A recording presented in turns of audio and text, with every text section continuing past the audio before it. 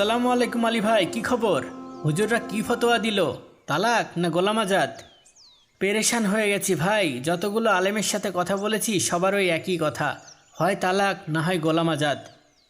বলেছিলাম না ওইটাই বলবে, ইসলামী নিয়মে তো আর কিছু করার নেই আপনার।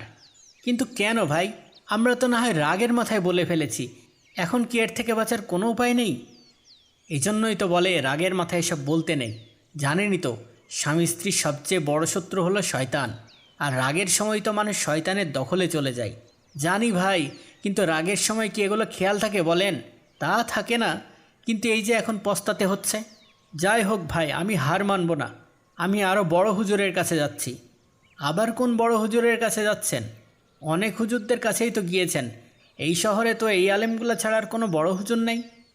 আছে একজন, বড় মসজিদের ইমাম, এই শহরের সবচেয়ে বড় আলেম, কিন্তু উনি তো অনেক দিন হলো হজে গিয়েছেন, গতকালকেই বাড়িতে ফিরেছেন। এখন আমি ওনার কাছে যাচ্ছি, নিশ্চয় তিনি আমাকে কোনো ভালো উপায় বলতে পারবেন। ঠিক আছে যান, তবে ভাই ইসলামের বিধান একটাই, আলেম বদলিয়ে তো আর পরিবর্তন করা যাবে না। এখন আমি কি করব হুজুর? আমি রাগের মাথায় বলেছিলাম, সকল আলেমই বলেছে যদি আমার স্ত্রী আগে কথা বলে তবে গোলাম আজাদ হয়েই যাবে, আর আমি আগে কথা বললে তালাক হয়ে যাবে। এখন আপনি আমাকে একটা উপায় বলে দেন, যেন গোলামও আজাদ না হয় আবার তালাকও না হয়। বড় আশা করে এসেছি আপনার কাছে। যাও, তোমার স্ত্রীর সাথে নির্ভয়ে কথা বলো। হ্যাঁ, কোনো ভয় নেই, তালাক হবে না। সত্যি? আমার কোনো কিছু করতে হবে, কাফফারা বা কিছু? কিচ্ছু করা লাগবে না, যাও তুমি। আজ যে আমার কি খুশি লাগছে। আসসালামু আলাইকুম হুজুর, বলেছিলাম না কোনো উপায় ঠিকই হবে, হবে না তালাক। মানে?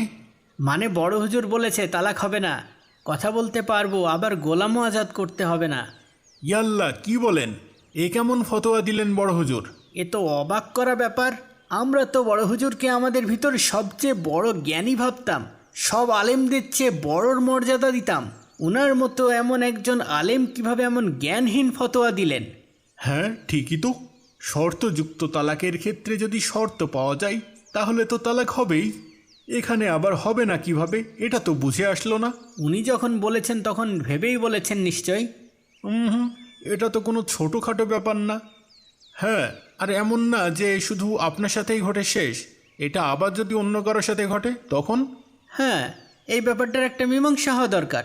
চলেন সবাই বড় হুজুরের কাছে যাই, তিনি কিভাবে এমন জ্ঞানহীন একটা ফতোয়া দিয়ে দিলেন অবশ্যই এর ব্যাখ্যা তিনি দিবেন। হ্যাঁ হ্যাঁ, চলেন চলেন, অন্যদেরকেও ডেকে নিয়ে চলেন। আসসালামু আলাইকুম বড় হুজুর। ওয়ালাইকুম আসসালাম। হুজুর, আমরা সবাই একটা ব্যাপার নিয়ে উদ্বিগ্ন হয়ে আপনার কাছে এসেছি। কি ব্যাপার?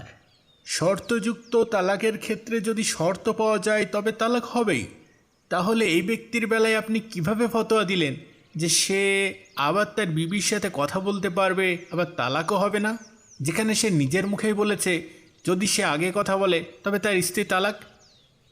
কারণ সে কসম খাওয়ার পরই তার স্ত্রী তার সাথে কথা বলেছে। কি বলেছে? বলেছে যে সে যদি আগে কথা বলে তবে গোলাম আজাদ। এই কথাটা সে বলেছে তার স্বামীকে উদ্দেশ্য করেই, ঠিক তার স্বামী কথা বলার পরই, ঠিক না? হ্যাঁ। তার মানে হলো এখন যদি স্বামী আগে কথা বলে সেটা হবে তার স্ত্রীর কথা বলার পর। হ্যাঁ। যেহেতু স্ত্রীর কথা বলার পরই স্বামী কথা বলছে, তাহলে স্বামী তো আর আগে কথা বলছে না, সেহেতু তালাক হওয়ারও কোনো অবকাশ থাকে না। আর এদিকে স্ত্রী কসম খেয়েছে সে আগে কথা বললে গোলাম আজাদ হবে, কিন্তু এখন যদি আলী তার স্ত্রীর সাথে আগে কথা বলে এবং তারপর তার স্ত্রী কথা বললেও গোলামও আজাদ করতে হবে না। ইয়াল্লাহ, আপনার জ্ঞানের গভীরতা দেখে তো আজ আমরা আবার মুগ্ধ হয়ে গেলাম। মনে রাখবে, স্বামী স্ত্রীর প্রকাশ্য শত্রু হলো শয়তান। সে সব সময় তোমাদের আলাদা করতে চাইবে, কারণ এটাই তার লক্ষ্য। আজ থেকে অনেক আগে আবু হানিফা রহমতুল্লাহর সময়েও ঠিক এমনই এক ঘটনা ঘটেছিল। তার সেই জ্ঞানের গভীরতার জন্য শয়তান সেদিনও এক স্বামী স্ত্রীর ক্ষতি করতে পারেনি। আর আজ আপনার জ্ঞানের গভীরতার জন্য শয়তান আরেকবার ব্যর্থ হলো। তাই তোমরাও শুধু আলেম হয়ে বসে না থেকে সর্বদা জ্ঞানের সন্ধান করো, নয়তো আবার কোনো একদিন কোনো এক আলী এই সমস্যা নিয়ে আসবে। সেদিন বড় হুজুর কে হবে? ইনশাল্লাহ একদিন ঘরে ঘরে বড় হুজুর থাকবে হুজুর। ইনশাআল্লাহ। আয়শা, আয়শা, আমরা আবার কথা বলতে পারবো আয়শা। কোনো তালাক হবে না, আবার তোমার গোলামও আজাদ করতে হবে না। সত্যি বলছেন? অবশ্যই, না হলে আবার তোমার সাথে কথা আমি বলছি কিভাবে? আলহামদুলিল্লাহ, আলহামদুলিল্লাহ।